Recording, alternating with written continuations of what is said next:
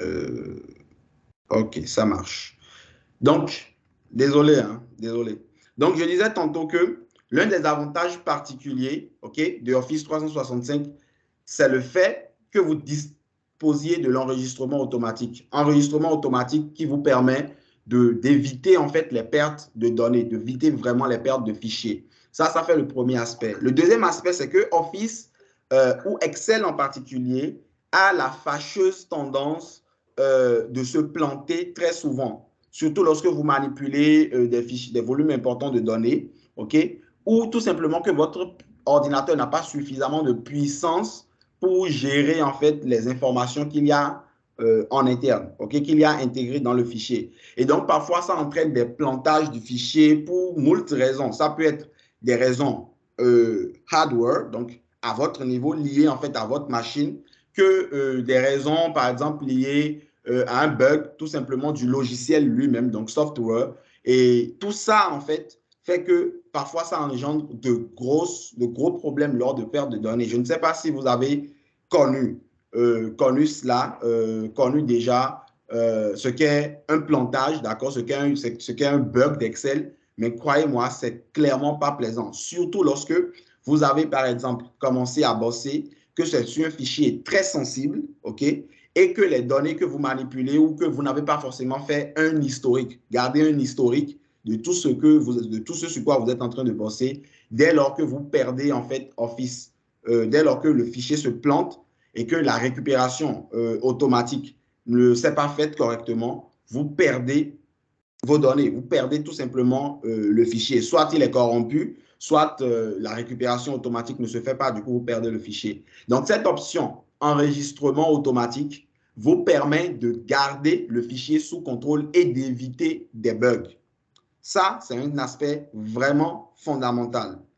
L'autre aspect qui vient aussi avec Office 365, c'est la gestion en fait des historiques. La gestion des historiques, c'était quelque chose qui n'était possible qu'avec les Google Sheets, les fichiers Google Sheets, mais avec Office 365, OK, et du fait que ce soit connecté justement au cloud, ce qui est donc une conséquence immédiate de l'enregistrement automatique, de la fonctionnalité enregistrement automatique, vous avez la possibilité d'avoir un historique des fichiers et donc de passer d'une version précédente à une autre lorsque, par exemple, vous avez des informations sur un fichier que vous oubliez de mettre à jour, OK, que vous oubliez de mettre à jour. Je vais lancer un fichier, OK, l'enregistrement automatique est activé. Vous voyez, ça, par exemple, c'est vraiment les avantages de Office. J'ai bossé sur ce fichier-là, sur un poste secondaire, OK, sur mon poste principal, mais voilà que sur le poste secondaire, voilà, ça marche d'enfer. Donc, il suffit simplement d'activer les macros et puis c'est bon. OK, je récupère l'intégralité du fichier. Et lorsque je vais venir dans les options, je vais voir partager, gérer les accès, OK, rattrapage, OK, afficher les modifications, c'est de ça que je parlais. Donc ici, vous avez l'historique des modifications apparues sur le fichier. Donc vous savez en fait qui a fait quoi et quand. Donc modifier, afficher les modifications C5 à H5 modifié le jeudi à 19h15, OK, à 19h29. Donc, vous avez vraiment un historique clair et détaillé de toutes les modifications qui ont été apportées sur le fichier. Insertion de la feuille Welcome. Donc, vous voyez, hein, c'est clair. De sorte que, si vous voulez, si vous avez commis une erreur, c'est-à-dire vous avez fait une erreur dans le fichier, au fur et à mesure que vous étiez en train de travailler, si vous avez fait une erreur, vous avez la possibilité de vous rattraper. Vous avez la possibilité de vous rattraper et donc d'éviter en fait de commettre la même erreur prochainement. Donc franchement, c'est l'un des points clés, ok, c'est l'un des avantages non moins importants que nous apporte l'usage, ok, que nous apporte Office 365 avec ces nouveautés. Si par exemple, j'ajoute un nouveau nom, je vais mettre par exemple vous me permettrez d'utiliser votre nom, madame. OK, numéro de téléphone, je mets n'importe quoi. Date d'inscription, je prends par exemple, voilà, le 24, le package de 8, OK, et que j'enregistre. Voilà. Ici, c'est enregistré dans la base de données. Il n'y a pas de souci, no problemo. Et maintenant, lorsque je vais venir au niveau des rattrapages, afficher les modifications, vous verrez que C8 à H8 vient d'être modifié. Et donc, quand Greg, lui, va prendre le relais prochainement, il saura à quel moment, à quel niveau j'ai travaillé et sur quoi, de façon précise. Et ça lui permet de pouvoir rattraper le fichier au vol et voilà, de savoir quoi faire et comment le faire pour ne pas perturber ce qui a été déjà mis en place par le passé. Donc ça, vraiment, c'est l'un des avantages non négligeables de Office 365. Deuxième avantage, non moins intéressant, c'est par exemple le fait que directement depuis Office 365, ce n'est pas seulement Excel qui bénéficie de certains avantages, mais aussi Word et PowerPoint. Word et PowerPoint. Donc, je vais lancer Word. OK. Donc, naturellement, vous voyez, c'est toujours pareil, hein, d'un fichier à un autre. On a toujours la récupération des informations, de tout ce qui a été fait. Mais l'autre avantage, c'est, par exemple, dans Word, vous avez l'intégration d'un assistant d'écriture. Vous avez l'intégration d'un assistant d'écriture.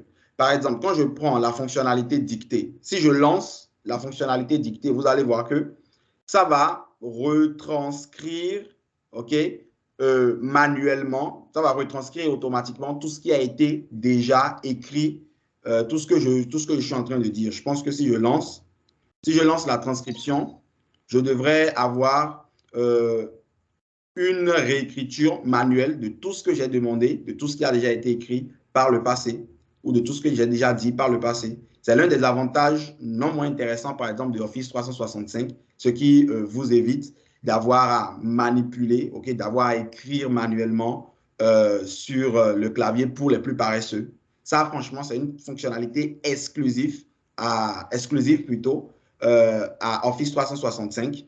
Et vraiment, je pense qu'il faut passer à cette version-là parce qu'il y a plein de petits trucs. On ne s'en rend pas compte, mais qui sont intégrés dedans. Vraiment de petites pépites intégrées directement dans ces versions de Office-là. Donc, vous avez pu voir, là, tout de suite, j'ai parlé directement. Donc, la retranscription n'est pas parfaite, mais déjà, ça vous évite d'avoir réécrit parfois tout le texte à la main. Ou lorsque vous avez un document que vous voulez transcrire, OK, là, c'est beaucoup plus simple. Vous n'avez qu'à lire posément et puis ça peut directement s'intégrer. Ou lorsque vous voulez prendre une note rapidement de quelque chose, d'une idée qui vous passe par la tête, vous n'avez qu'à lancer votre fichier Word, vous lancez directement le mot dicté et là, vous parlez avec votre ordinateur. Vous parlez directement avec votre ordinateur. Ensuite, vous avez ici un assistant de rédaction. On l'appelle rédacteur. Et en fait, c'est un assistant qui vous permet en fait de dire tout simplement d'analyser votre fichier, OK? D'analyser votre fichier et de le traiter, OK? D'analyser votre fichier et de le traiter et vous donne ensuite un score, le score du rédacteur. Donc, c'est clairement un assistant de rédaction que vous avez à côté de vous qui vous dit quoi faire, comment le faire et à partir de là, vous pouvez de temps en temps modifier, OK, le style d'écriture, ou lui donner des spécifications pour qu'il puisse vous donner un avis par rapport au fichier sur lequel vous travaillez. Et l'autre avantage, c'est que lorsque votre version de Office est directement connectée en fait à une version cloud, dès lors que vous faites une manipulation sur le cloud, vous avez l'information qui vient ici et vice-versa. Donc, ça aussi, c'est une fonctionnalité intégrée à Office 365 qu'il est intéressant, de checker parce qu'il y a quand même beaucoup de choses que l'on peut faire avec. Et ça, c'est sans parler des compléments qui rajoutent en fait à Office un grain de folie. Par exemple, quand je prends Language Tools, OK, qui est un assistant que moi j'utilise très fréquemment lorsque je travaille. Lui, Language Tools, qu'est-ce qu'il va faire? Il va tout simplement analyser ce que vous écrivez, OK? Login, donc je vais me connecter. Il va tout simplement analyser ce que vous écrivez et va vous proposer en fait des résultats, OK? Va vous proposer en fait des correctifs. Donc, je vais activer Language Tools ici.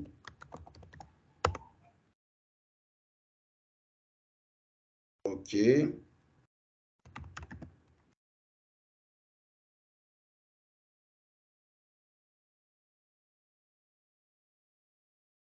Donc, il va analyser en fait votre fichier. OK. Super, ça marche.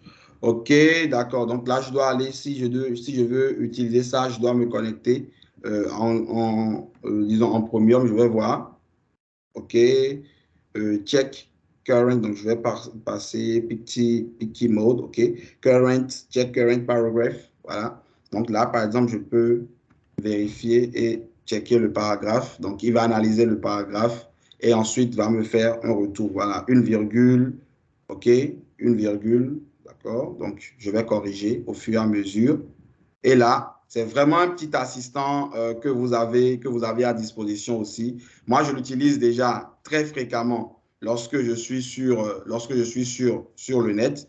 Je l'utilise très fréquemment. Donc, au fur et à mesure que j'écris, il analyse dynamiquement ce que j'écris et me fait des propositions de correction. Donc, l'avoir qui est directement intégré à Office, c'est encore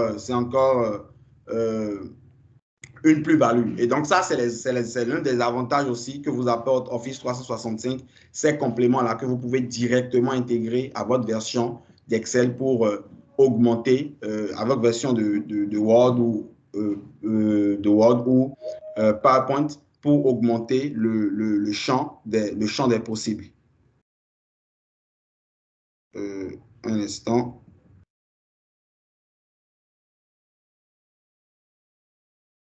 Oui, Madame Kenom.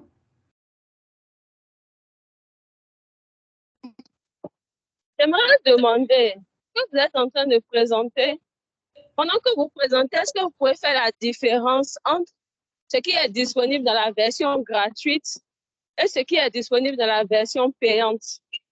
Parce que bon, il y a certaines choses que vous avez citées que je constate déjà avec la version gratuite. C'est vrai que je n'utilise pas Excel, j'utilise plus Word et PowerPoint. Donc, j'aimerais maintenant pouvoir identifier ce que la version payante m'apporte de plus que ce que j'ai déjà dans la version gratuite. Merci. OK, d'accord.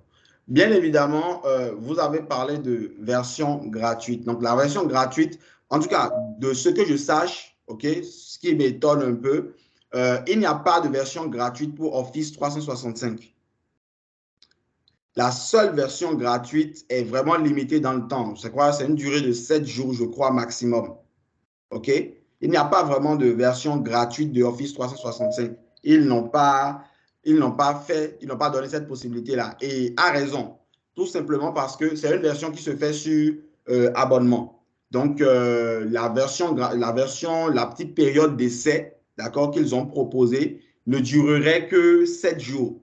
Je me rappelle que j'avais activé ça à quelqu'un sur période d'essai. Ça ne durait que 7 jours. Donc, que vous me parlez de version gratuite de Office, cela m'étonne un peu. Cela m'étonne un peu, à moins que vous soyez dans votre période d'essai, dans votre période de probation. Et là, il n'y a pas de souci. Vous aurez accès à toutes les fonctionnalités. Mais passer la période d'essai, bien évidemment, ça va devenir payant ou vous n'aurez tout simplement plus accès aux fonctionnalités exclusives de Office 365, ce qui va certainement vous bloquer dans l'ensemble. Donc, je ne sais pas si j'ai répondu à votre préoccupation, mais si vous avez Office 365, ça vient avec tout ce qui est déjà présenté là. Il n'y a pas vraiment de différence. La différence se fait plutôt entre la version précédente, c'est-à-dire 2021 d'Excel, 2021 d'Office plutôt, et celle-ci. Parce que entre la version 2021 et 365, vous n'avez par exemple pas la retranscription automatique. Il y a plein de petits trucs comme ça que vous n'avez pas, bien qu'elle bénéficie elle aussi de certains apports. Vous n'avez pas par exemple l'enregistrement automatique qui est exclusif à Office 365. J'ai répondu à votre préoccupation. Bon, tellement, mais c'est pas grave. Ok, d'accord, ça marche. Donc, ok, donc on va continuer. Un autre élément, ok, un autre outil très particulier de la suite qui est aussi très, très demandé, très, très utilisé, c'est PowerPoint. C'est PowerPoint qui vient avec tout ce qu'il a, tout simplement, à offrir. Et l'un des éléments particuliers qu'il a à offrir avec cette nouvelle version d'Excel, vous le constatez vous-même, déjà rien qu'à l'ouverture. On a un assistant d'enregistrement, OK? Un assistant d'enregistrement directement intégré à PowerPoint. Donc, on peut faire des présentations live directement depuis PowerPoint.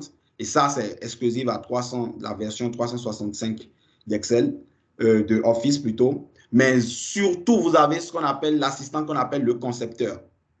Généralement, quand on rentre dans PowerPoint, c'est un outil de présentation, mais c'est aussi un outil très demandé, très utilisé par les graphic designers et consorts.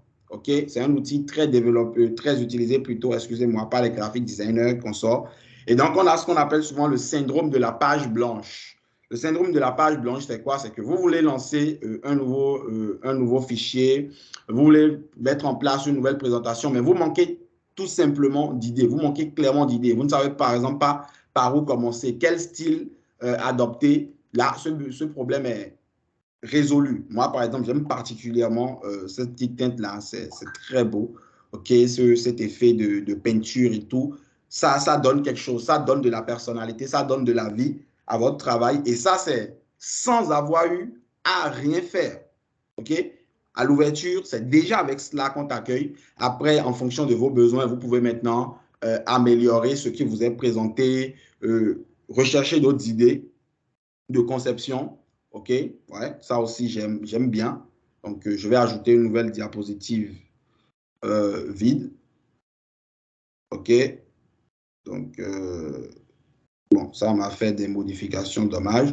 Mais bon, c'est pas grave. Donc, ça aussi, j'aimais bien, mais bon, je n'ai pas pu l'utiliser malheureusement. Donc, vous venez déjà, vous ouvrez votre fichier. C'est déjà avec tout ça que vous travaillez. Et ça, c'est en fait l'intelligence artificielle qui est intégrée en fait dans votre fichier qui vous permet d'y arriver. Et ça, c'est un point sur lequel j'avais déjà discuté, sur lequel j'étais déjà intervenu au cours de la session précédente. C'est l'usage de beaucoup d'intelligence artificielle dans les versions 365 d'Excel et de l'apprentissage automatique. Donc, lorsque vous ouvrez votre fichier, si jamais j'intègre par exemple une forme ou un élément, en fonction de la forme ou de l'élément qui a été intégré, OK, en fonction de la forme et de l'élément qui a été intégré, si je demande au concepteur de me proposer des idées, OK, par rapport à ce qui a déjà été, à ce qui est disponible,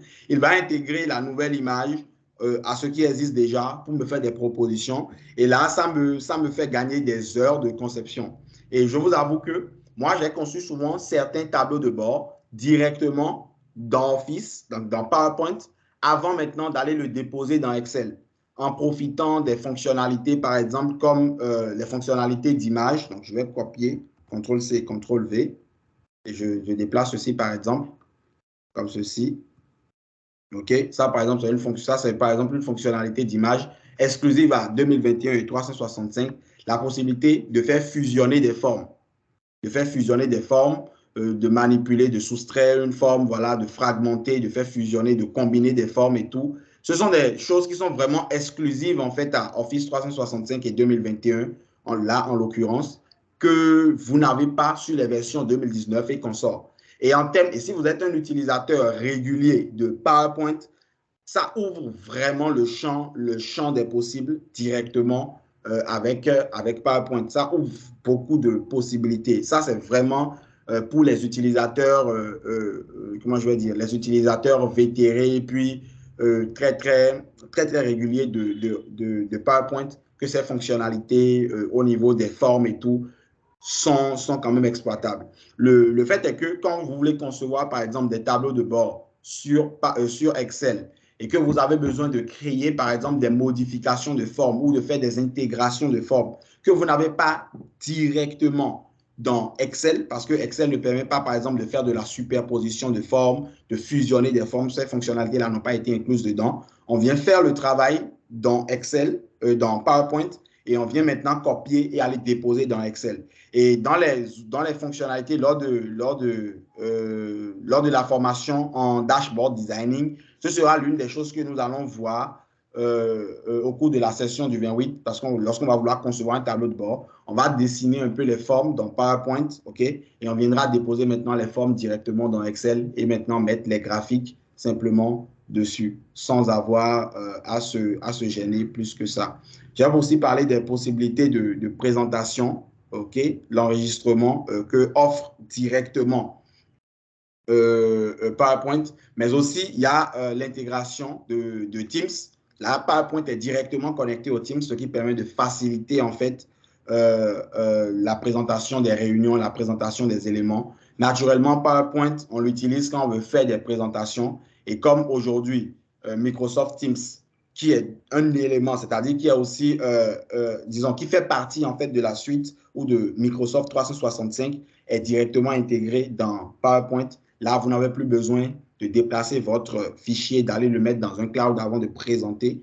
Vous pouvez directement présenter votre fichier depuis PowerPoint via le Teams en intégrant directement la réunion. Et donc, c'est beaucoup plus simple, sans parler des options de partage. Les options de partage sur lesquelles je ne suis pas revenu. Quand je parle d'options de partage, c'est quoi? Vous pouvez, et ça, c'est surtout avec Excel qu'on l'utilise beaucoup, vous pouvez, par exemple, déposer, intégrer, par exemple, plusieurs utilisateurs à votre fichier. Donc, et là, tout le monde travaille en même temps, OK? Et vous vous rendez compte que lorsque quelqu'un fait une modification, vous voyez la modification qu'il a faite et vous aussi, vous pouvez être en train de faire vos modifications ici directement. Lui voit ce que vous avez fait là-bas.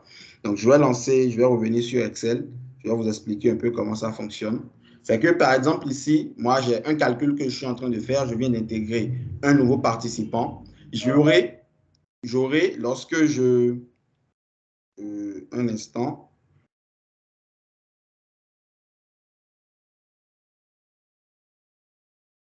OK.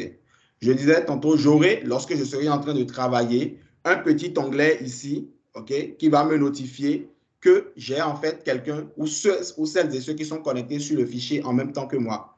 Ce qui fait que pendant que moi je travaille, d'autres aussi peuvent être en train de me suivre directement, donc de voir directement toutes les modifications que je fais depuis leur poste sans avoir à faire de partage de connexion, partage d'écran et consorts. Non, je fais une manipulation ici, ils ont directement accès à la manipulation sur leur version, en tout cas dans leur version d'Excel, sur leur ordinateur, sur leur poste. Et aussi, lorsque eux aussi font des manipulations, j'ai directement accès aux résultats de ces manipulations-là ici. Donc, souvent, vous avez une petite encoche qui notifie l'emplacement de connexion de votre collaborateur, ce qui n'était disponible qu'auparavant avec Google Sheet. C'était surtout avec Google Sheet qu'on pouvait faire ça. Et l'autre aspect, c'est que lorsqu'on parle de co-édition, de co-création dans Office 365, c'est vraiment de la co-création en live, contrairement aux versions précédentes d'Excel où tu fais le fichier, tu finis ton travail, tu le fermes, l'autre accède au fichier maintenant, fait les modifications, il le ferme et toi, tu reprends le fichier en main. C'est vrai, c'est de la coédition, mais elle est différée. Alors qu'avec cette version d'Office 365, c'est vraiment du live. La coédition se fait en live, c'est participatif. Si, comme moi, vous êtes en train de travailler sur un Teams ou que vous êtes à distance parce que Greg, par exemple, lui, il est au Togo. Moi, je suis au Bénin, mais nous travaillons comme si on était juste côte à côte. Au fur et à mesure que je manipule un fichier, que je modifie un fichier, il a accès aux modifications là-bas et puis ça se fait tout simplement dans les règles de l'art. Le seul truc qui n'est pas pris en compte par la coédition de Office, c'est par exemple les manipulations en VBA qui ne sont pas prises en compte. Et c'est normal parce que VBA n'est pas un langage web, n'est pas un langage qui s'intègre en fait au web.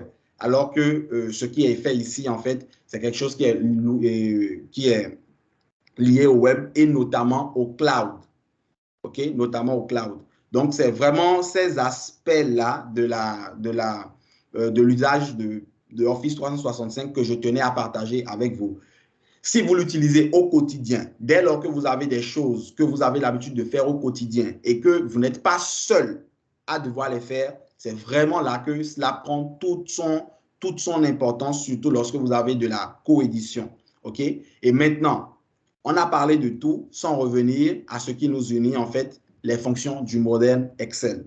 Ça, c'est spécifique à Excel. Je pense qu'on l'a refait de long en large. Mais bon, si vous voulez, je vais vous faire une petite présentation. OK, on va faire un petit truc. Je suppose, par exemple, que vous souhaitiez calculer ce chiffre d'affaires. OK, que vous souhaitiez calculer ce chiffre d'affaires. Je peux mettre, par exemple, ici, euh, formation. OK, formation. Je peux mettre, par exemple, ici, formation. Et ici, je mets montant PAC. D'accord? Montant PAC. Et on suppose, par exemple, que je veuille calculer le chiffre d'affaires, par exemple, qu'on a opéré pour les formations. Par exemple, de base, avec les versions précédentes d'Excel, OK, il y aurait eu deux possibilités. La première étant que soit vous pouvez faire est égal à somme, OK, de tout ceci, d'accord? Mais partons du principe, par exemple, que les fonctions évoluent, OK? Que l'élément évolue, que vous avez c'est-à-dire plus d'informations qui sont intégrées au fur et à mesure. Ça devient d'office un tout petit peu plus compliqué d'avoir modifié à chaque fois le calcul. Alors que avec, par exemple, Office 365, l'avantage tout simplement, c'est de pouvoir faire le calcul de façon très dynamique. Oui, Arthur? Ok, merci beaucoup. Votre bureau ne s'affiche pas. Je ne sais pas si j'ai un souci ici chez moi ou bien c'est chez tout le monde. C'est pareil chez tout le monde. Vous arrivez à voir mon bureau, à voir mon écran? Oui, moi j'ai accès à votre écran. Bon. Oui, moi aussi j'ai accès à l'écran. Ok, donc je pense, monsieur Arthur, que c'est un problème de connexion à votre niveau. Donc, essayez de revoir. Je ne sais pas si vous nous suivez aussi depuis un téléphone. Ça peut être aussi un souci matériel. Donc, essayez soit de vous déconnecter et vous reconnecter pour voir si vous y arrivez. Ça va, merci. Je vous suis depuis le laptop. Ok. Donc, c'est certainement un souci de connexion à votre niveau. Oui, Madame Kenom, vous avez levé la main. Vous avez une question?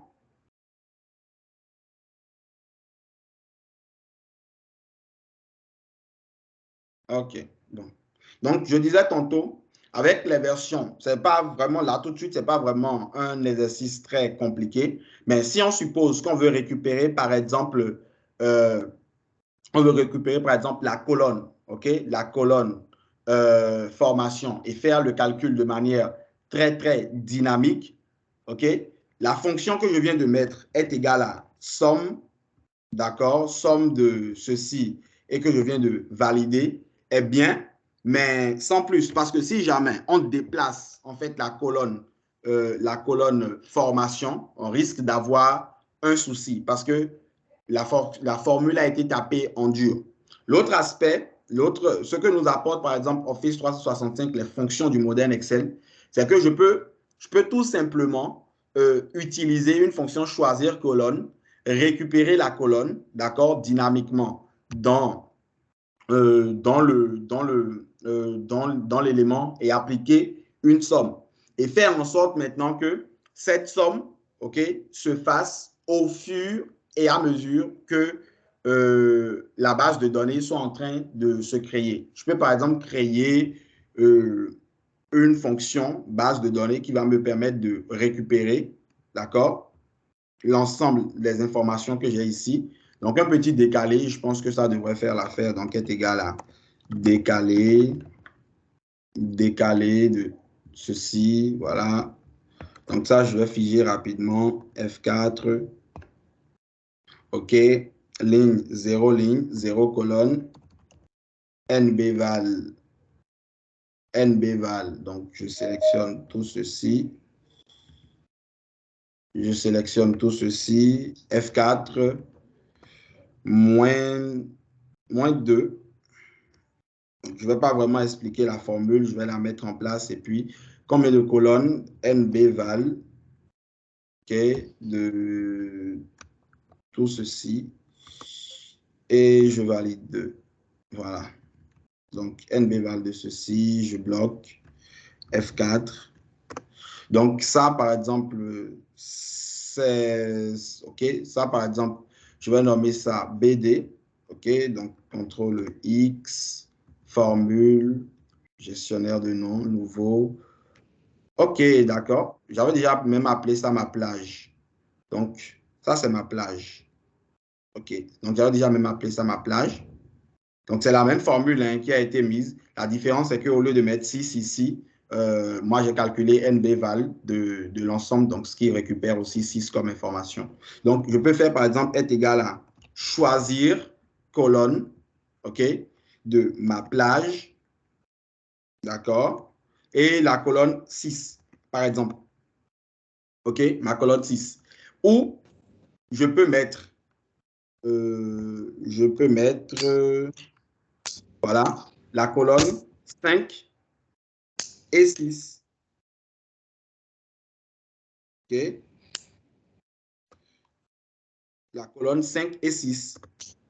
Ce qui me permet de récupérer, d'accord, par exemple, ces deux colonnes-là, 5 et 6.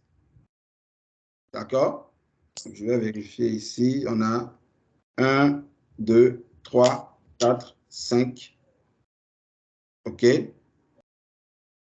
OK, 5 et 6. Donc, ici, j'ai formation. Ici, j'ai mon temps pack. Donc, voilà. Donc, ça va faire ici 6 pour celui-ci et 4 pour celui-là. OK. Donc, ça va faire 4. Donc, 4. Et là, je viens de constituer, en fait, tout simplement, une petite base de données, OK, qui est, comment je vais dire, discontinue. Une petite base de données qui est discontinue. Alors que si j'utilisais les versions précédentes d'Excel, cela n'aurait pas été possible. Cela n'aurait pas été possible tout simplement parce qu'aucune fonction d'Excel ne permet de récupérer en fait des plages qui ne sont pas côte à côte. La fonction décalée que je viens de mettre en place, OK, plutôt. Donc, je vais voir Windows V.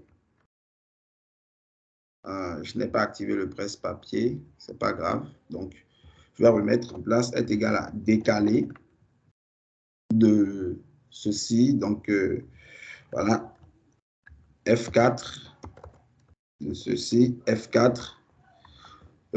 Ensuite, ligne, colonne, NBval de tout ceci, F4, moins 2. Et ensuite, largeur NBval de tout ceci, OK. Voilà, F4, et je valide.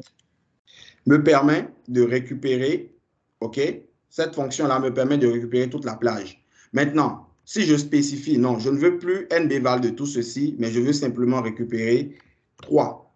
D'accord? Donc, je récupère le premier le deuxième et le troisième, la première, la deuxième et la troisième information. Donc, je vais mettre ma plage de récup ici. D'accord? Je récupère ma première, deuxième et troisième information.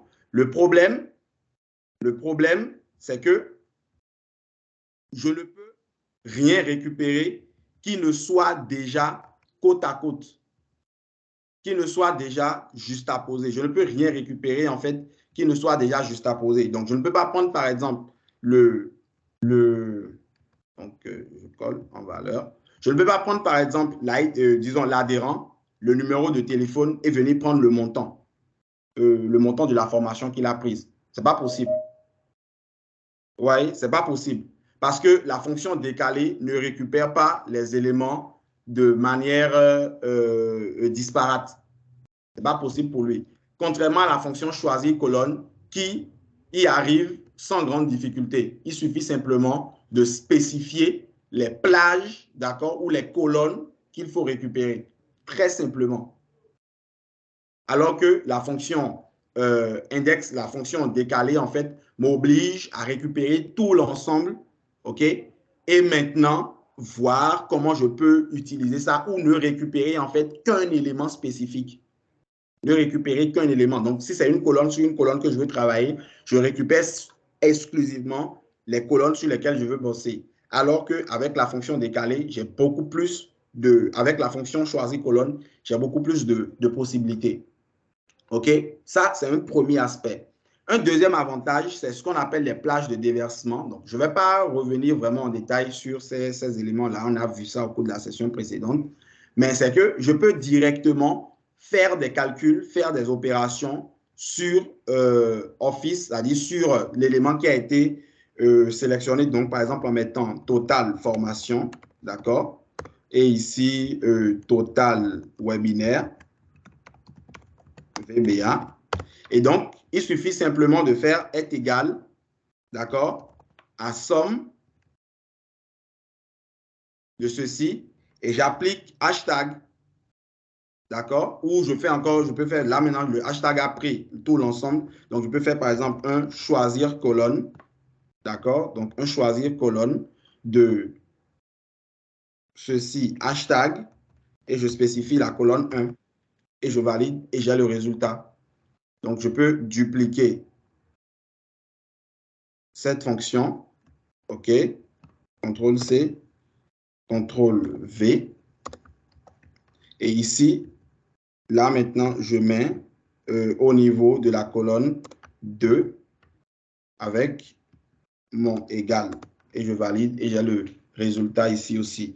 Là, tout de suite, ce n'est pas particulièrement pertinent. OK? Le calcul aurait pu se faire et peut se faire différemment. Mais ça devient très intéressant lorsque vous avez des jeux de données quand même assez spécifiques et assez particuliers, où les informations sont liées entre elles, mais que vous ne voulez pas toutes les récupérer toutefois, ou vous ne voulez qu'en récupérer qu'une partie. C'est là que ça devient vraiment très, très délicieux d'utiliser les fonctions 365 pour faire des manipulations complexes. Et je vous crois avoir envoyé dans le groupe je crois avoir envoyé dans le groupe une image, OK, qui me permettait de faire un calcul en fonction des versions de Excel sur laquelle j'avais fait un calcul de chiffre d'affaires rapide, très, très dynamique. L'idée, c'était pouvoir calculer le chiffre d'affaires par jour en fonction de la date et qu'on sort de façon dynamique, mais avec une seule formule. Donc, ce n'est pas que j'applique la formule, que je fais ensuite l'incrémentation. Non, je fais la formule une fois et j'utilise maintenant le modèle Excel pour réappliquer. Je crois, si je ne me trompe pas, que j'avais fait est égal à unique de, par exemple, cette zone. Donc, je peux prendre, par exemple, ma plage. Donc, je vais faire, par exemple, est égal, rien que pour récupérer. Donc, je peux faire, par exemple, si je fais est égal à ma plage, OK, est égal à ma plage. Donc, là, je récupère toute cette zone-là. Donc, ça fait, c'est en position 3. Donc, je peux faire est égal à unique.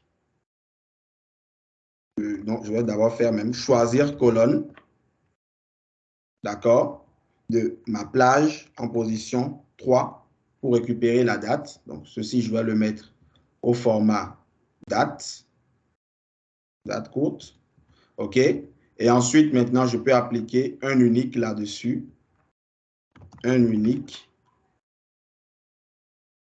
que je valide.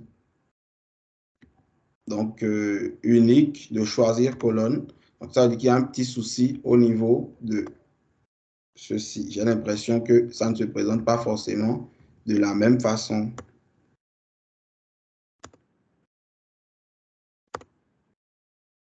Vérifions. Et là, je viens. Voilà. Donc, on a maintenant quelque chose de beaucoup plus présentable. Donc, là, à partir de là, j'ai l'ensemble de mes dates. OK? Donc, ici, je peux mettre date. Et ensuite, CA, par exemple, ça va devenir quoi? Est égal à... C'est une somme filtre qu'on va appliquer, mais déjà, il faut filtrer les données en fonction de ce que nous avons ici. Donc, on va faire est égal à filtre. OK? Donc, est égal à la fonction filtre. Bon, je vous montre là, ce qu'on aurait dû faire. On peut faire une somme si, par exemple, et puis faire une incrémentation vers le bas. C'est ce que on aurait fait avec la version précédente d'Excel. Donc, on fait un somme si, on incrémente vers le bas. Mais là, on n'a que trois dates, donc c'est pas vraiment lourd, c'est pas vraiment pertinent. Mais si vous avez beaucoup de dates, c'est-à-dire pour chaque jour de l'année, vous avez plusieurs manipulations, plusieurs modifications, plusieurs informations. Là, ça devient tout de suite beaucoup plus galère. Donc, si au lieu d'utiliser les tableaux croisés dynamiques qu'on peut bien utiliser, mais qui ne sont pas la panacée, parce que les tableaux croisés dynamiques ont leurs limites, il faut le savoir, vous pouvez utiliser les fonctions du moderne Excel. Donc, moi, je vais directement aller vers les fonctions du moderne Excel. Je ne vais pas rentrer dans les sommes si, ans pour faire ce genre de manipulation. Ce n'est pas pertinent. Donc, je fais filtre du tableau. Le tableau, en fait, c'est tout simplement ceci, d'accord? Et par rapport à cette information-là, où le tableau, ça peut être la plage, par exemple, sur laquelle je vais appliquer maintenant un choisir colonne, donc filtre de ma plage, d'accord? Donc, je vais filtrer ma plage et ma plage doit inclure quoi? La colonne 3 de ma plage doit être égale à l'information que j'ai. Donc, choisir colonne, donc de ma plage. OK, donc, on peut utiliser le F3 pour faire appeler les... comment j'appelle ça maintenant? Pour appeler les plages nommées. Donc, ma plage. La colonne, c'est la colonne 3. D'accord? La colonne 3. OK. Qui doit être égale, en fait, à... Donc, ceci. OK. Et si ce n'est pas le cas, inclus un champ vide et je valide. Donc, je me retrouve en fait avec toutes les dates qui sont égales en fait au 26/10/2023. Donc, cette fonction-là, par exemple, vous permet de vous passer du filtre avancé. L'usage de la fonction filtre vous permet de vous passer, par exemple, du filtre avancé. OK? Donc, une fois que ceci est récupéré, je peux maintenant choisir encore la colonne. Donc, choisir colonne. Et je choisis maintenant la colonne 3. Encore. Et là, j'ai le chiffre d'affaires. Non, pas 3, parce que je crois que ça devait être 5. Hein. Non, pas 3. 3, non, 4. 4. OK. Donc, je choisis la colonne 4. À partir de là, j'ai le chiffre d'affaires. Et là, maintenant, je vais faire somme. Donc, somme de tout ceci. Et là, j'ai le chiffre d'affaires, donc les 140 000. Maintenant, pour éviter OK, de devoir intégrer, OK, de devoir incrémenter cette fonction vers le bas, parce que c'est tout à fait possible, hein, je peux l'incrémenter vers le bas, il n'y aurait pas de souci, mais en fait, c'est contre-productif lorsque vous utilisez les fonctions du moderne Excel, parce que tout simplement, lorsque vous incrémentez vers le bas, vous allez répéter n fois la formule. Donc, pour éviter ça, on va combiner avec map. OK, map qui permet tout simplement d'appliquer une formule à un ensemble, donc à une plage, donc avec le hashtag, et lambda maintenant, lambda qui permet de créer en fait une fonction, de créer ses propres fonctions. Donc ça va faire le paramètre, je vais mettre le paramètre x, et ici, somme de ceci, ceci, ceci, et le paramètre ici, ce sera ça. OK, et je valide. D'accord? Je n'ai pas fermé les parenthèses, donc ça, et je valide, et j'ai la fonction qui s'applique.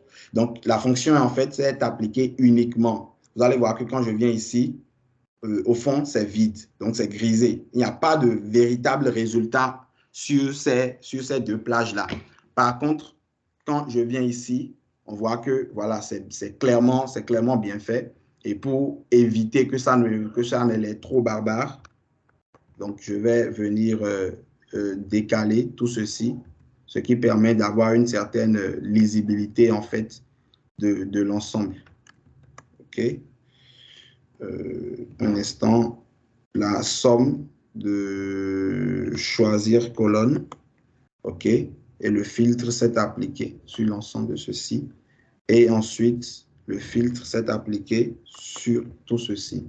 Bon, voilà, donc là c'est beaucoup plus lisible, ou en tout cas pour les utilisateurs avancés, on arrive à voir le lien entre les différentes fonctions et à voir qu'est-ce qui agit sur quoi, en fonction de quoi, etc. Donc, on a d'abord choisi la colonne en partant qu'on a utilisé dans le map. Ensuite, on a utilisé le filtre pour filtrer en fait les informations qu'il y a en fonction de celles qu'on a mis sur le X. En fonction des informations qu'on a utilisées sur le X, on a ajouté une choisir colonne pour ne prendre que la colonne 4, qui est la colonne des montants. Et sur la colonne des montants, on a appliqué la somme. Et avec la fonction map, on a généré en fait la fonction, on a généré en fait la formule que nous avons créée à l'ensemble de la plage de déversement, ce qui nous permet de récupérer dynamiquement le résultat et d'éviter l'incrémentation de formules qui nous aurait, si on a par exemple 350 lignes, calculer 350 lignes, 350 fois le résultat. Ici, le calcul va se faire une fois et va se reporter dans les 350 lignes. Donc, voilà ce que je voulais vous présenter. En gros, ça permet de rattraper aussi le petit cas pratique qu'on n'a pas fait au cours de la session précédente. J'espère que cela vous a plu et si vous avez des questions, je suis totalement ouvert.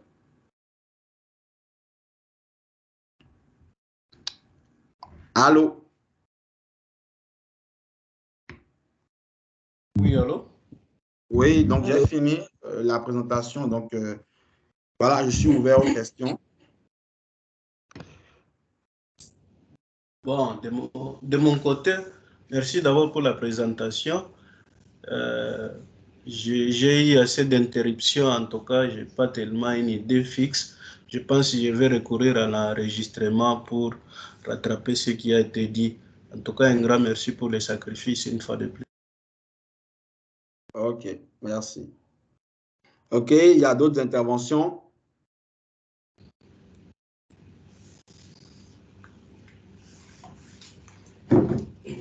Allô?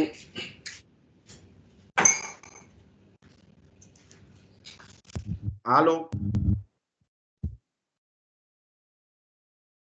Allô? Oui? Bon, de mon côté, il n'y a pas tellement de questions. Effectivement, on va recourir à l'enregistrement pour mieux maîtriser ce qui est fait. Sinon, c'est clair quand même. C'est clair et c'est vraiment intéressant. Surtout la dernière partie que vous avez déroulée. Donc, je pense que ça va beaucoup nous aider dans l'exploitation de grandes ou bien des données à grande échelle. Donc, c'est vraiment intéressant. Je vous remercie aussi pour la présentation. Okay. Quand la réponse sera disponible, là, on va mieux nous entraîner pour voir s'il y a des difficultés. On va vous contacter par rapport à ça. OK. De toute évidence, les fonctions du modèle Excel, c'est l'avenir. Je ne vous le cache pas. Ce que je remarque, il y a beaucoup de Béninois, donc je vais jeter le pavé dans la mare. Ce que je remarque, c'est que on est en 2023 et dans des administrations, je travaille avec beaucoup d'administrations publiques. On est en 2023 et je continue de voir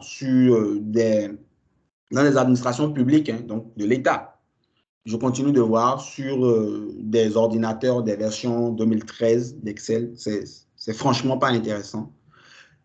Alors que des volumes importants de données sont manipulés et on me contacte souvent pour venir faire ces manipulations-là. C'est franchement pas du tout intéressant. 2013, 2016, c'est obsolète. C'est clairement obsolète. Les fonctions du modèle Excel offrent tellement de facilités, tellement de possibilités que c'est une aberration, et c'est typiquement africain de rester en fait en déphasage de l'évolution des technologies.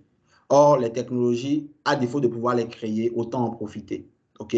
Autant vraiment en profiter. C'est aussi un coup de gueule parce que c'est dommage, nous sommes en 2023, mais quand nous voulons développer, par exemple, des outils pour des administrations ou pour des particuliers, il faut que nous revenions en fait checker à chaque fois les versions des outils que les personnes utilisent afin maintenant de réécrire la fonction ou de réécrire les éléments pour nous arranger en fait, OK, aux versions que proposent ou aux versions dont disposent en fait les utilisateurs. Ce n'est pas toujours intéressant parce que ça nous fait travailler 2 voire 3 fois plus.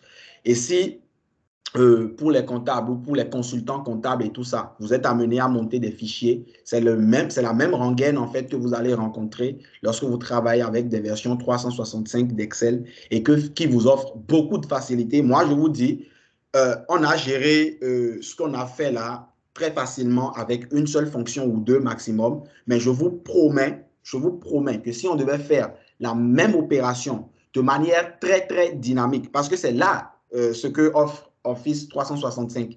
C'est le dynamisme, en fait. Ce que offrent les versions, les fonctions du modèle Excel, c'est le dynamisme. C'est que lorsque vous incrémentez la fonction, par exemple, sur une partie, OK, sur un élément, lorsque vous incrémentez la fonction sur un champ, la fonction est incrémentée au champ, donc ça arrête, par exemple, au nombre d'incrémentations que vous avez faites. Si jamais vous déplacer le champ plus qu'il n'en faut, ou si de nouvelles données sont insérées, votre fonction devient totalement obsolète. Donc, qu'est-ce que les gens font souvent, ou qu'est-ce qu'on avait l'habitude de faire, c'est qu'on prend plus de champs que prévu. Donc, si par exemple, on a 1000 opérations, OK, et qu'on sait que l'entreprise a quand même un fort volume de données ou en tout cas une forte vitalité d'informations au niveau des transferts d'informations, on peut intégrer jusqu'à 50, 100 000 lignes. Mais ça fait en fait 50 à 100 000 lignes de recalcul automatique qui sont tellement inutiles. Est-ce que vous voyez? Parce que vous insérez la formule sur 100 000 lignes, ça veut dire qu'il y a 100 variables qui sont intégrées déjà, 100 000 variables plutôt qui sont intégrées déjà dans la formule. Donc, à chaque fois que le calcul va vouloir se faire, un peu comme la fonction, par exemple, la fonction décalée ou bien la fonction unique que je viens de faire, si vous vouliez pratiquer ça de façon, dans le passé, vous seriez obligé de prendre plus de zones qu'il n'en faut. D'accord? Et à partir du nombre de zones qui a été prise maintenant, c'est là maintenant que vous allez pouvoir faire vos analyses, vos petits trucs et consorts. Ce qui fait que le fichier Excel travaille plus qu'il n'en faut. Et si vous avez, comme on a l'habitude de le rencontrer, pour le commun des utilisateurs béninois, c'est des ordinateurs Core i3, entre la 5e et la 6e génération, 4 Go de RAM, OK, en moyenne. La plupart du temps, c'est les configurations que l'on rencontre, 100, 120 000 francs pour les ordinateurs. Et les gens n'aiment pas dépenser beaucoup plus. C'est ce qu'on rencontre. Lorsque vous avez des ordinateurs comme ça et que le volume de données qui est manipulé est quand même important, c'est clair que vous n'avez pas un travail optimal ou tout simplement vous avez des plantages d'Excel parce qu'il est obligé de calculer plus qu'il n'en faut. Or, l'ordinateur n'a pas la puissance de calcul qui va avec. Donc, on met en place des formules, mais les formules ne sont pas optimales. Là, vraiment, je parle au marché, à ceux-là qui sont béninois. Ça peut parler aussi à d'autres, mais vraiment, c'est typiquement un problème béninois que je rencontre souvent. C'est clairement pas optimal lorsque vous avez en fait ces genres de calculs qui doivent être faits. Et maintenant, quand on finit de mettre en place finalement le fichier, vous êtes obligé de revenir checker le fichier de temps en temps, en tout cas pour ceux qui se veulent les plus méticuleux, pour voir si la fonction fonctionne toujours bien ou s'il n'y a pas, par exemple, de dépassement de capacité lié à l'ordinateur. Parce que si vous avez prévu au départ 100 000 lignes et qu'il y a plus de 100 000 lignes enregistrées, votre fonction est déjà d'office obsolète parce qu'elle ne prend plus en compte les nouveaux ajouts. Donc, on est obligé de vous rappeler pour que vous puissiez venir mettre à jour tout ça. Pourquoi? Parce que les gens restent sur des versions précédentes d'Excel et se refusent d'avancer. C'est ça le problème. Et c'est dommage, c'est quelque chose qu'on constate. Vous avez pu voir que le moderne Excel est plein de possibilités, OK? Plein de possibilités. Ça vous facilite simplement le travail, ça vous facilite l'analyse. Vous pouvez faire des choses qui, au départ, nécessitaient obligatoirement des tableaux croisés dynamiques. Sans tableau croisé dynamique aujourd'hui, sans souci, sans souci. Mais malheureusement, beaucoup n'ont pas encore compris cela et sont toujours sur les versions précédentes d'Excel, ce qui crée vraiment des désagréments lorsque on développe, lorsque vous êtes vraiment à jour sur votre version d'Excel et que vous êtes obligé de développer ou de mettre en place des outils. Donc, c'est aussi, vous faites aussi office d'ambassadeur pour ces nouvelles technologies, ces nouvelles façons de travailler là. Je vous suggère, si vous avez des personnes avec lesquelles vous travaillez, d'en parler avec elles et de faire les sensibilisations pour les amener vraiment vers des versions plus récentes d'Excel qui offrent plus de fonctionnalités, plus de possibilités pour l'analyse et pour vous faciliter aussi la tâche. Est-ce qu'il y a d'autres questions? Moi, je voulais savoir, pour l'abonnement annuel, combien ça coûte avec la version 365 et sur combien d'ordinateurs on peut l'installer? Parce que je pense que c'est ça aussi qui pose un peu de problème à beaucoup de niveaux où les gens ne veulent pas faire l'abonnement. Bon, on utilise la version antérieure pour pouvoir utiliser gratuitement. À peu près combien ça on peut disposer pour faire l'abonnement annuel? En effet. L'abonnement annuel est à 30 000 francs l'année. 30 000 francs l'année. Donc, moi, je suis un partenaire Office. Donc, l'abonnement annuel est à 30 000 francs l'année. Maintenant, si vous voulez prendre beaucoup de licences, ça, c'est 30 000 francs pour un poste. Maintenant, si vous voulez prendre beaucoup de licences, là, vous me contactez, on en discute, on voit comment on peut faire des abattements pour vous permettre quand même de ne pas supporter l'intégralité de la charge parce que c'est quand même pas rien, mais c'est pas beaucoup non plus. Donc, si vous avez plusieurs postes sur lesquels vous voulez installer, beaucoup de postes en tout cas sur lesquels vous voulez installer, contactez-moi, nous allons essayer d'échanger là-dessus en privé et vous faire une offre quand même qui répond à vos besoins et puis voilà, qui tienne compte aussi un peu de la trésorerie. Oui, Arthur? Monsieur, vous pouvez disposer d'un document synthétique de Excel 365 que vous pouvez aussi partager avec nous? Bon, moi, j'avoue que je n'en ai pas. J'ai beaucoup de travail, je fais beaucoup de choses, donc je n'ai pas toujours le temps de concevoir voilà, des graphes, de concevoir voilà, des fichiers comme ça. J'avoue, je suis quelqu'un de très paresseux de nature. OK, je vous le dis, je suis quelqu'un de très paresseux de nature. C'est ce qui m'amène à toujours chercher en fait la façon de me simplifier au maximum le travail. C'est ce qui m'a conduit à apprendre VBA. Et c'est aussi ce qui me conduit en fait à utiliser le moderne Excel parce que j'aime travailler le moins possible, vraiment. Donc, quand ce n'est pas nécessaire, je préfère tout simplement me passer de le faire. C'est pour cette raison que j'organise les webinaires où là, c'est des échanges. C'est tout simplement plus vivant, OK? Et puis, ça permet aux autres aussi d'interagir. C'est moins carré. D'accord? Donc, si vous voulez voilà, revoir, vous pouvez aussi aller sur le site de Microsoft. Vous avez quand même pas mal d'informations là bon, que vous pouvez prendre éventuellement au vol. D'accord? Allô? Oui, il y a un invité, Cal, oui, qui vient de lever la main. Oui, bonsoir, bonsoir. Bonsoir. C'est Carliste, hein, je viens de prendre le vol. Je n'étais pas dans la réunion. Bon, j'étais un peu poignant de temps. En fait, vraiment, merci pour tout ce que tu fais d'abord. Hein. J'avoue que toute la semaine, moi, j'ai eu à faire des fouilles pour pouvoir prendre la licence 3065. Parce que, paraît-il que, bon, quand tu as la version 3065 E5, il n'y a pas bien qui est déjà la version Pro, quoi.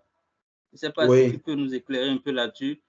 Et je voulais prendre ça, en fait. Jusque-là, celui avec qui j'échangeais ne me paraît pas convaincant, quoi. Donc, tout ce qu'il me disait, je doutais de tout ce qu'il disait, en fait.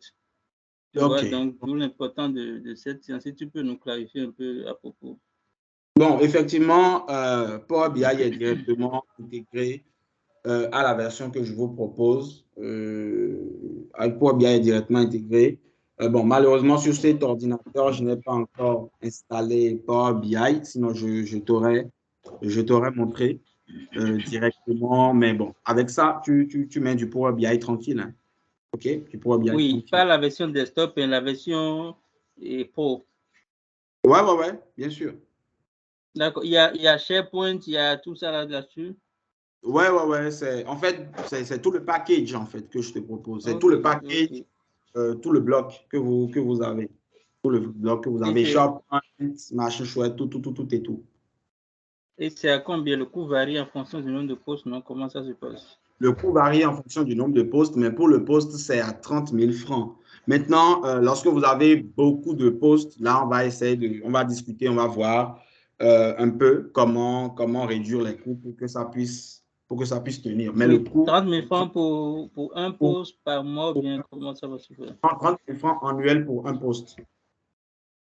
OK. Et quand ça va être 3 postes, par exemple, la licence Donc là, c'est pourquoi je vous ai dit, contactez-moi en privé, on va voir comment… OK. On verra comment faire le petit appartement. Maintenant, c'est quoi la différence si je prends pour un poste et si je prends pour 3 postes? Il n'y a pas de différence, non? Bon, je ne parle pas de coût, hein, en termes de fonctionnalité. Non, il n'y a pas de différence, en fait. Il n'y a pas vraiment de différence. De toute façon, vous pouvez avoir une licence valable sur 3 postes. D'accord? Une licence valable sur 3 postes. Et maintenant, tout dépend de comment j'appelle ça? De l'utilisation que vous voulez en faire. D'accord? Tout dépend de l'utilisation que vous voulez ensuite en faire. OK. D'accord? Parce que parfois, comme je l'ai dit, souvent, il y a certains fichiers, lorsque vous travaillez en 365, les fichiers sont interconnectés. D'accord? Les fichiers sont interconnectés. Donc, lorsque, par exemple, il y a un historique de quelque chose qui a déjà été fait, surtout que vous avez fait sur vous, votre poste personnel, que vous ne souhaitez pas donner la possibilité aux autres d'accéder, auquel vous ne souhaitez pas donner la possibilité aux autres d'accéder, si vous bossez sur une même licence, naturellement, les autres y auront accès. C'est-à-dire une même licence que vous mettez sur 3 postes, naturellement, les autres y auront accès. Donc, ça fait 3 licences pour 3 postes, mais connectés entre eux, que vous pouvez prendre. Et là, ça vous permet d'avoir cette sécurité au niveau de la gestion des données et de l'information. D'accord? Oui, il y a une autre question? Oui, c'est bon. Je vais te contacter une bosse, on va finaliser le truc là. Ok, super, ça marche. Merci bien. Oui. Il y a d'autres questions? Allô? Oui, allô? Je demandais si Python intégrait directement au 365. Non. Python, en fait, son activation est bien particulière. L'intégration de Python dans Excel est bien particulière. OK? Parce que c'est encore en preview. Comme nous sommes des insiders, donc nous, on arrive à accéder à ça. Il y a le process. Donc, éventuellement, si vous souhaitez, je peux vous aider à activer ça. Bon, ça fait partie des corollaires. Mais ce n'est pas nativement intégré. D'accord. OK, merci bien. Y a-t-il d'autres questions?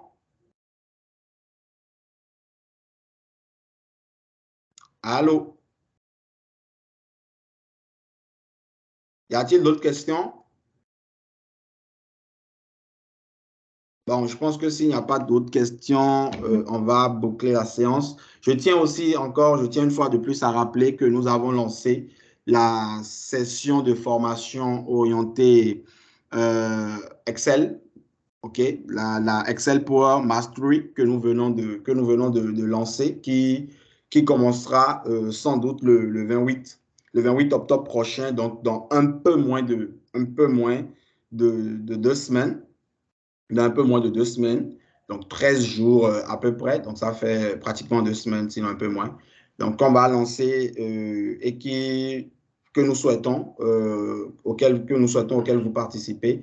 Nous avons lancé des offres avec beaucoup de réductions, près de 70% de réduction, sinon plus, sur le coût global de la formation. Donc, 56 000 francs pour toutes celles et ceux qui s'inscrivent avant le 25 octobre au lieu de 70 000 francs pour une formation qui elle-même coûte 200 000 francs. Monsieur Caliste en sait quelque chose, il m'a déjà contacté, en tout cas pour ça, et je lui ai clairement notifié cela. Donc, que nous avons... c'est le même contenu? C'est à peu près le même contenu. C'est à peu près le même contenu. Et ça se fait en présentiel ou bien en ligne? Non, toujours en ligne. Okay. Donc, que nous avons lancé pour le 28. Donc, c'est à peu près le même contenu. Il y a certaines choses sur lesquelles on ne va pas aller trop dans le détail au regard du temps et tout cela. Mais de façon pratique, vous pouvez voir que on va beaucoup utiliser de fonctions du modèle Excel, un peu comme ce que nous avons fait aujourd'hui. Donc, des calculs qu'on aurait bien évidemment pu faire avec des versions, avec des fonctions classiques d'Excel, comme on le dit souvent, les autres fonctions, les anciennes fonctions d'Excel. On va plutôt utiliser le moderne Excel pour les résoudre, pour permettre à tout un chacun de découvrir cela. Bien évidemment, c'est pour y arriver, pour pouvoir y participer, Office 365 est indéniable, ok, est indéniable, sinon tout au moins la version 2021. Mais dans la version 2021, il n'y a par exemple pas les fonctions comme choisir colonne, joindre texte, tableau en texte et consort. Donc, il est mieux de passer vraiment à la version 365 d'Excel pour bénéficier de tout ce qu'offre Excel, le package en lui-même. Et donc, c'est ce que je tenais aussi à vous rappeler. Nous avons déjà 7. Oui, Caliste? Oui, Spéro, dis-moi, et la formation là, je ne sais pas si tu peux me briefer un peu sur le contenu, quoi. Je ne sais pas les sessions, les modules à aborder et aussi la durée de la formation. Parce que bon, moi, je pense que peut-être je vais voir si je serai disponible dans la période ou pas, quoi. J'ai abordé ce détail en long et en large au cours des sessions précédentes. Je vais revenir là-dessus très brièvement. C'est 5 modules principalement à aborder. Le moderne Excel, les fonctions de BI d'Excel, Power Query et Power Pivot notamment, le dashboard designing et puis l'intégration du VBA dans l'automatisation des dashboards. OK? C'est principalement sur cela que nous allons nous poser.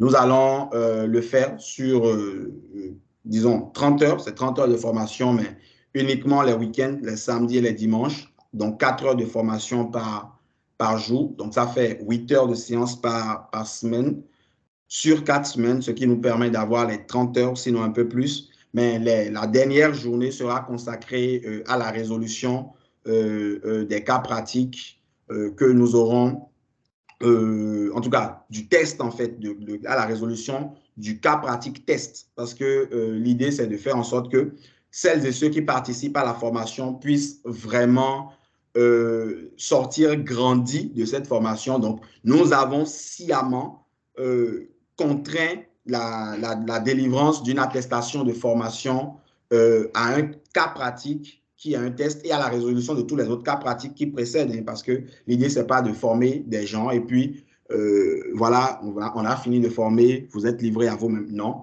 on vous forme, vous avez obligation, ok, obligation, je le répète une fois de plus, de résoudre les cas pratiques que nous avons traités, que nous allons traiter ensemble au cours de la période.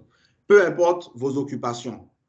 Parce que souvent, c'est ce que j'entends beaucoup avec les personnes conformes, c'est Au nom de, ah, voilà, je suis occupé au boulot, je suis occupé ci et ça. Quand on donne des exercices, on ne traite pas. Finalement, on finit la formation ou on l'a fini tant bien que mal, OK? Les gens après se plaignent que voilà, j'ai fait telle formation, mais je ne suis pas au top parce que si, parce que ça, et oublient de se rendre compte qu'ils ont été les principaux maillons faibles de la chaîne. Parce que si on donne un cas pratique que tu ne traites pas et qu'on doit quand même évoluer et que les autres cas pratiques ou l'évolution de la formation est liée au cas pratique précédent, aux fonctions précédentes ou aux notions précédentes que tu n'as pas pris le temps d'assimiler, bah, c'est clair que tu ne maîtriseras pas. Après, tu vas te plaindre, c'est ce qu'on entend, et on fustige le formateur. Et c'est ce que je remarque beaucoup. D'autres, quand ils me contactent, ils fustigent le formateur, alors que lorsque on se lance maintenant dans la formation, ils ne prennent pas le temps de traiter les cas pratiques qu'on leur soumet, sous prétexte qu'ils ont été très occupés. Moi, c'est quelque chose que je ne cautionne clairement pas, que je n'aime clairement pas, parce que dans Excel, ce qui vous permet de vous démarquer, c'est la répétition. Si vous ne faites pas les exercices et que vous vous plaignez que, voilà, on vous a donné des exercices, mais que vous n'avez pas pu faire, et après, au terme de la formation, vous vous rendez compte que ce n'est clairement pas au niveau, ou que vous n'avez pas atteint les objectifs, vous ne pouvez pas fustiger en fait le formateur.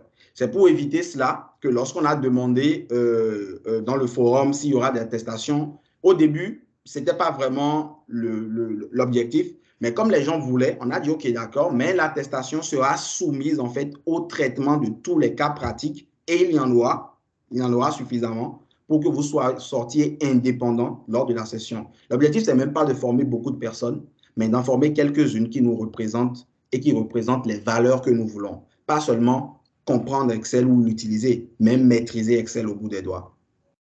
Et c'est l'objectif. Si nous avons 5 participants, on travaille avec les 5, mais on fait en sorte que les 5 soient bons. Si nous en avons 10, on travaille avec les 10 et on fait en sorte que les 10 soient bons. Et si nous en avons les 20, comme prévu, on fait avec les 20 et on travaille à ce qu'ils soient bons. Mais on ne va pas rentrer dans la session et on va avoir des participants qui ne font pas ou qui se plaignent de, voilà, du manque de temps et tout et tout. Ça, c'est clairement mort. Si vous ne pouvez pas, vous faites la formation, mais vous n'avez pas accès à l'attestation en fin de formation. Par contre, tous ceux qui auront traité tous les cas pratiques et auront une note supérieure ou égale à 15, OK, pour le dernier cas pratique, auront l'attestation de formation, ce qui leur permettra de pouvoir faire valoir ça plus tard. Mais l'objectif, c'est de clairement faire en sorte que celles et ceux qui participent à nos formations, à la formation, soient bons. Oui? Oui, rappelle-nous un peu le truc là. Et les week-ends là, ça se fera de quelle heure à quelle heure? De 9h à 13h. 9h à 13h. Donc, disons. Que ça soit samedi ou dimanche, ou bien, je n'ai pas compris. Parce que le dimanche matin, très souvent, il faut aller à l'église, tout et tout. Donc, dimanche 9h, ce n'est pas trop favorable, en tout cas pour certains, pour moi quand même. Bon, nous avons fixé les horaires. Nous avons fixé les horaires. Maintenant, lorsqu'on va commencer, on va essayer de discuter aussi avec tous les participants pour avoir un planning qui soit un peu plus flexible. OK? Mais de toute façon, pour commencer, il faut des horaires très clairs. Ça ne fait même pas très professionnel de ne pas avoir des horaires très clairs parce que si on dit, bon, c'est au cours de la formation qu'on va déterminer les horaires, bon, clairement, les gens ne vont pas vous écouter. Ça ne fait pas très pro. Donc, de toute façon, voilà les horaires que nous avons définis au départ. Maintenant, en fonction de la conjecture, en fonction de la disponibilité des uns et des autres, nous allons essayer de trouver une solution qui arrange tout le monde. Maintenant, les formations ou les sessions sont toujours enregistrées. Ça, c'est l'autre aspect. Les formations ou les sessions sont toujours enregistrées. Donc, l'enregistrement des sessions vous permettra très certainement de pouvoir vous rattraper, quoi. Maintenant, ce que nous attendons de vous en retour, c'est le traitement des cas pratiques. Si vous ne suivez pas la session... Il y aura assez de cas pratiques, j'espère. En fait, un seul cas pratique suffit à dézinguer tout le monde pendant les 4 semaines. Un seul bon cas pratique suffit à dézinguer tout le monde pendant les 4 semaines. Parce que quand on dit un cas pratique, nous savons ce que nous allons mettre dans un seul cas pratique. Parfois, vous avez des cas pratiques que vous pouvez traîner sur 2 semaines et suivant lesquels vous ne trouverez même peut-être pas de réponse. Mais ça va vous faire chauffer l'esprit, chauffer la tête Et puis, à la fin du compte, bah, quand on va faire la résolution, l'objectif, ce n'est pas forcément d'avoir 100% de résultats, OK? Mais de chercher vraiment et chercher sincèrement à avoir des résultats. D'accord? C'est vraiment chercher vraiment et chercher sincèrement à avoir des résultats. Je ne sais pas. D'accord. Okay. Le coût est à combien actuellement, tu as dit?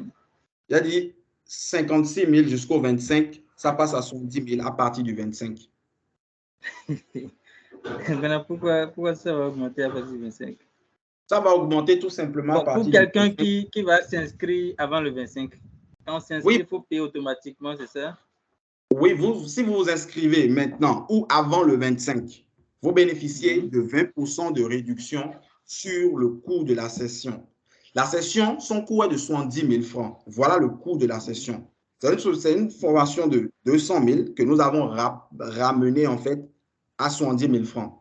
Maintenant, le coût de la formation, 70 000 francs, c'est le coût normal. Maintenant, si vous vous inscrivez avant le 25 octobre, la formation qui coûte 70 000 francs vous est faite à 56 000 francs, soit disons, 20% de réduction sur la formation. Oui, ce que je demande là, s'inscrire voudra dire qu'il faut payer directement la totalité des frais de formation avant de bénéficier de cette réduction. Exactement. Avant le 25. Avant le 25, oui. D'accord, ok, c'est bien noté. Merci bien. Ok. D'autres préoccupations? D'autres préoccupations?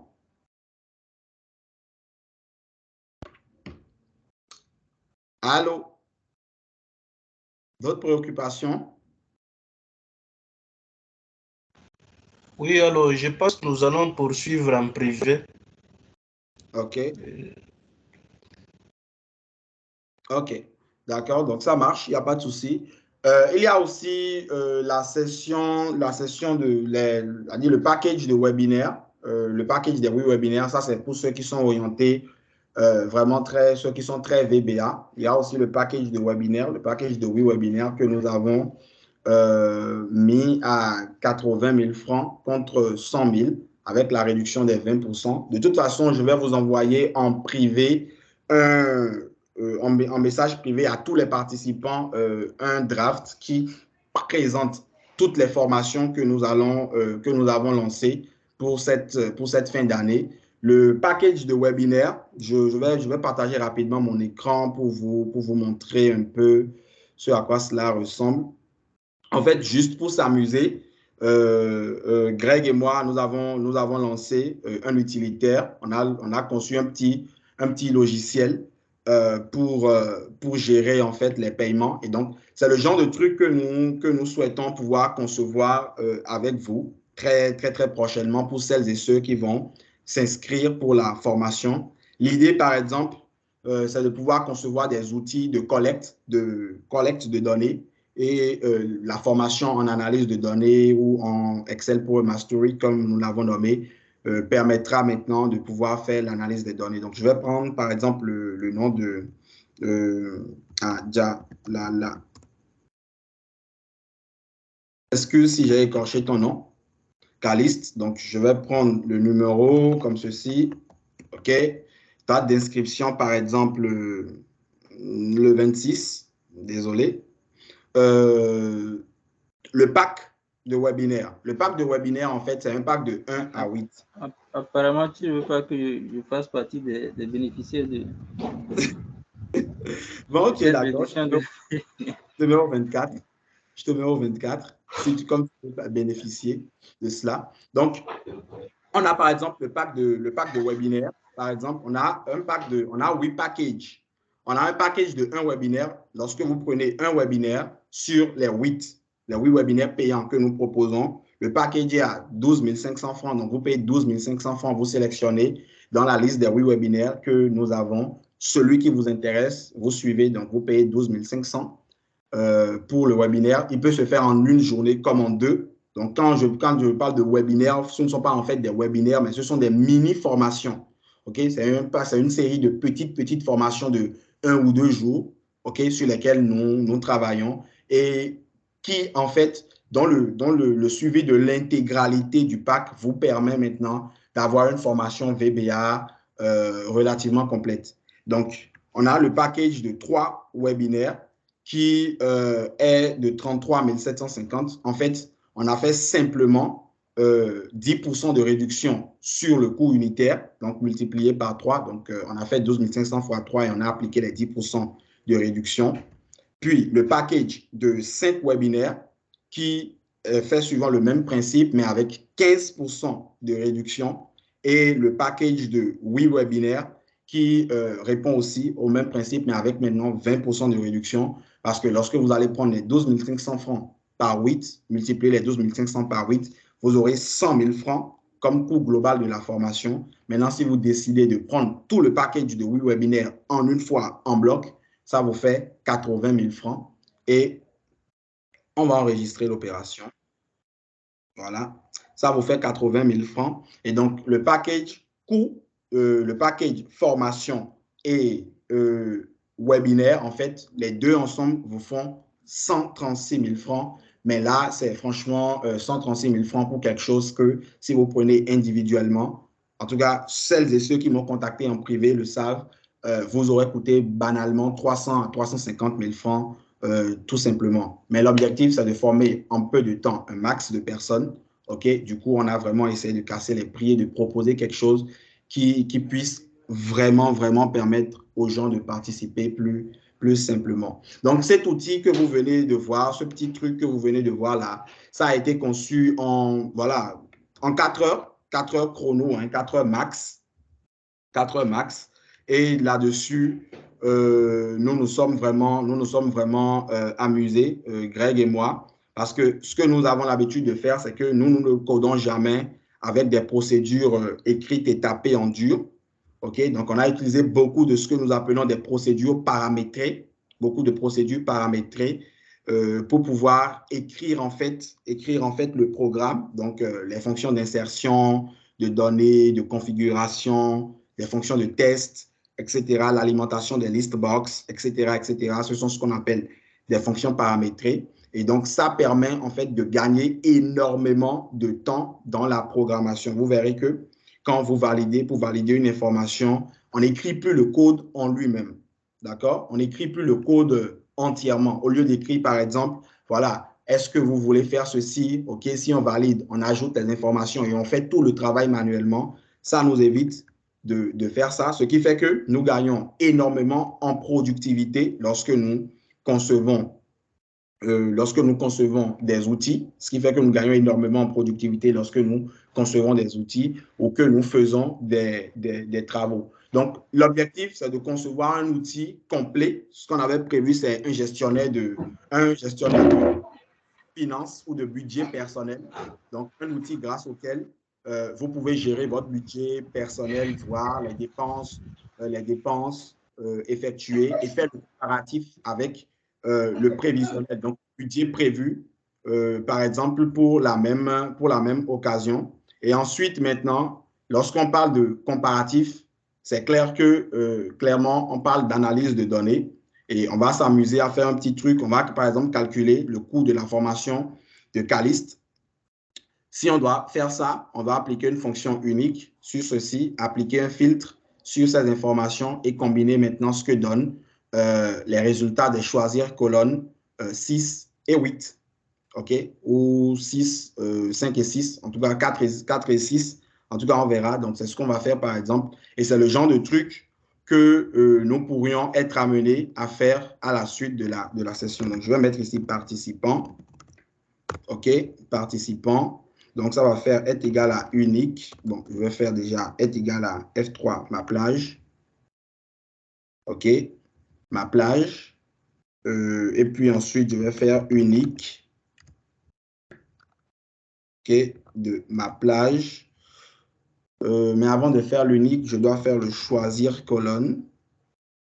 OK, pour choisir la colonne 2. D'accord, choisir la colonne 2. OK, et ensuite, j'applique l'unique. Colonne 2. Donc, OK, donc 1, 2, donc ça fait 1. OK, 1. OK. Donc, voilà, voici ce que j'ai ici. Et donc, à partir de là, on va calculer, par exemple, ce que chaque participant a été prêt à payer. OK? Donc, on va dire CA participant. OK? Ou bien, bon, CA participant. Soyons fous. Donc, ça va faire, on va déterminer, on va réutiliser encore une partie de tout ceci. Donc, je vais copier simplement cette formule. CTRL-C. Je viens ici, je vais l'appliquer, CTRL-V, et on va la modifier au fur et à mesure. Ou bon, je vais repartir de 0, donc je vais faire. Donc ici, j'avais mis en place d'abord un choisir colonne, OK, et fait tout ça. Donc, on va faire ici, est égal à choisir colonne. Choisir colonne de quoi déjà? On va choisir, je pense qu'on va choisir la colonne 4 et la colonne 6. D'accord? Donc, on va faire choisir colonne 4 et 6 en fonction du participant. Donc, le filtre doit répondre au participant. Donc, on va faire choisir colonne de ma plage. OK. Colonne, donc je vais venir prendre ceci, colonne 4 et colonne 6. OK. Voilà. Donc, voilà. C'est bon. J'ai ce que je veux. Donc, j'ai ici l'intégralité. Ensuite, à ce choisir colonne, nous allons appliquer un filtre. OK, un filtre. OK, un filtre sur ma plage. Un filtre sur ma plage. Et le filtre devra inclure en fait le participant. OK. Et puis ici vide, voilà quoi. Ouais, donc je ferme. OK, j'ai appliqué sur 2 éléments. Je vais voir si j'applique sur une seule plage, si ça va prendre.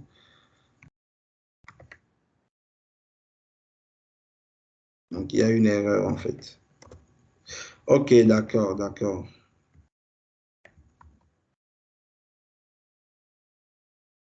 Donc, filtre de ma plage. D'accord, choisir colonne. OK, tout ceci doit être égal à A5. Voilà, à AD5 et je valide. Si je prends 4, ça s'applique. OK, AD5. Je vais voir ma plage. OK, 4. Je vais supprimer ceci. Je vais revenir à ça. Donc ça, c'est le coût des formations. OK. Si je prends CTRL-V et je valide, ça c'est pour les deux. Maintenant, je vais appliquer le filtre. OK. Le tableau, c'est toujours ma plage. Tableau, c'est toujours ma plage. Donc, je veux filtrer le tableau en fonction des participants. Et voilà, le tableau, c'est toujours ma plage. D'accord. Et ma plage doit inclure choisir colonne. OK. Ma plage doit inclure choisir colonne qui est égale à choisir. La plage doit inclure choisir colonne qui est égale à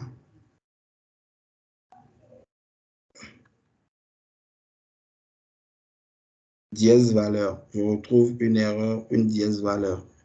Donc, ma plage doit inclure. Je pense que le fait d'avoir 4 éléments pose un petit souci. Donc, on va réfléchir à ça ensemble. OK. Donc, je vais partir sur un seul élément et je vais additionner ensuite. Donc, je vais récupérer en fait cette fonction. Je vais récupérer cette fonction. Et je vais supprimer tout ce qui est inutile. Donc, supprimer le map, supprimer le filtre, supprimer colonne. Tout ceci. Et on va reprendre ici. Voilà, ça. On va supprimer tout ce qui est superflu. Donc, ma plage, choisir colonne, ma plage 3, AD5, vide. Colonne 4.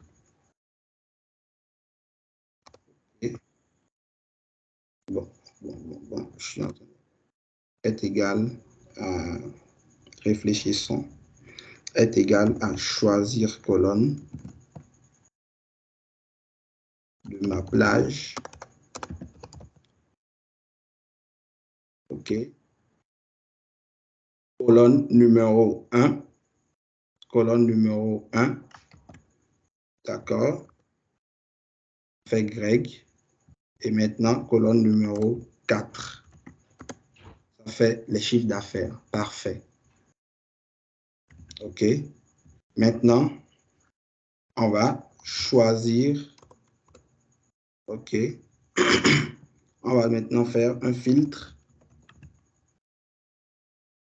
OK. Qui va s'appliquer sur ma plage.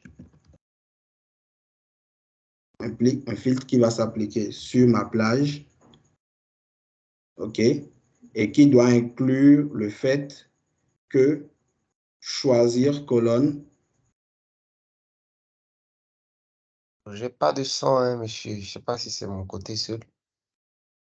Non, là, je suis en train de... OK, d'accord, je vois ce qui faisait problème.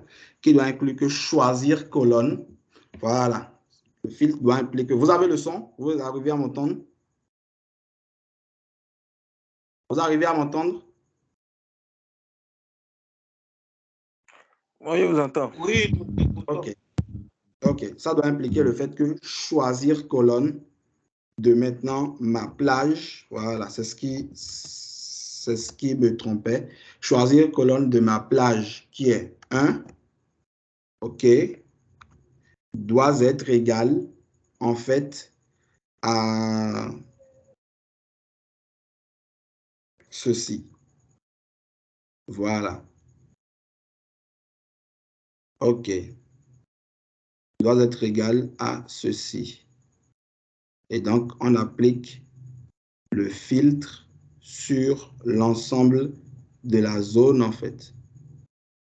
OK.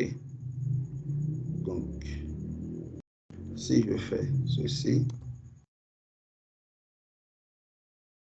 voilà. Je me retrouve, en fait, avec la ligne que je veux.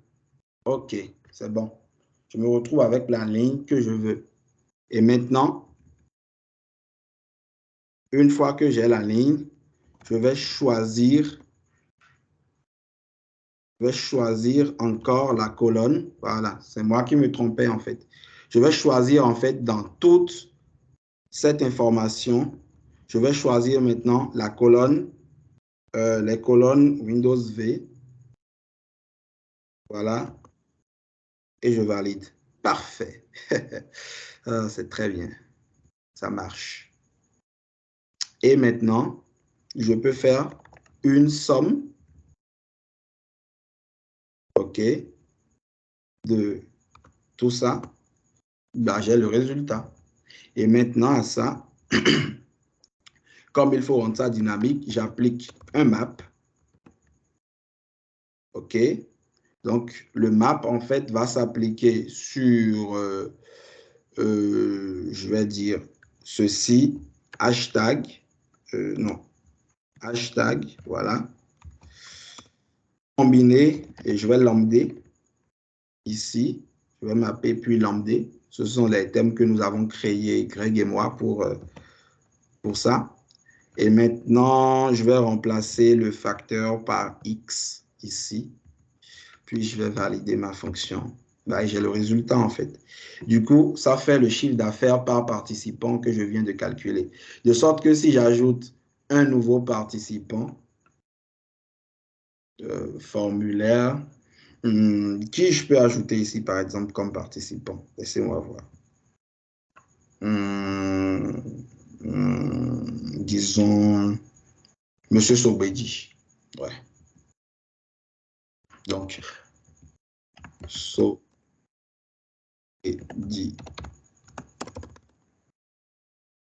Donc, Hyacinthe.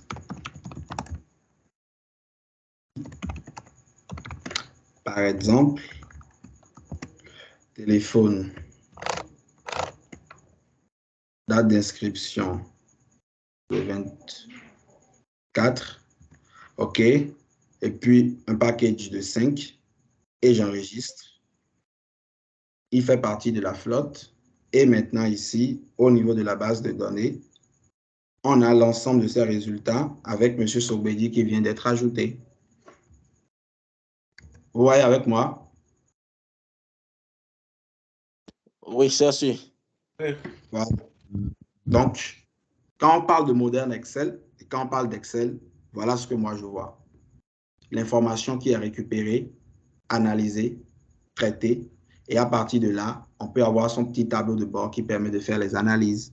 Tout simple, tout bête. C'est bon?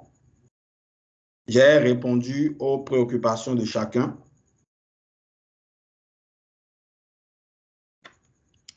Allô? À mon niveau, ça va. OK. Oui, nous écoutons. Donc, je pense que nous avons vu tout ce qu'il y a à voir. Je pense que nous avons vu tout ce qu'il y a à voir. Donc, voilà. On va clôturer la session. Ça a duré plus que prévu. Ça a même fait 2 heures alors qu'on avait prévu voilà, 60 minutes maximum. Mais bon, je pense que ça a été une séance au cours de laquelle chacun aura pris le temps d'apprendre quelque chose. Merci beaucoup. Dans les groupes, essayez un peu de nous mettre les prix en dollars. Nous allons un peu analyser. OK, d'accord, ça marche. Allez, sur ce, je vous dis à très vite et puis bien de choses à vous et à vos familles respectives. Vraiment, merci. Allez, au revoir. Merci. Pareil à vous. Merci.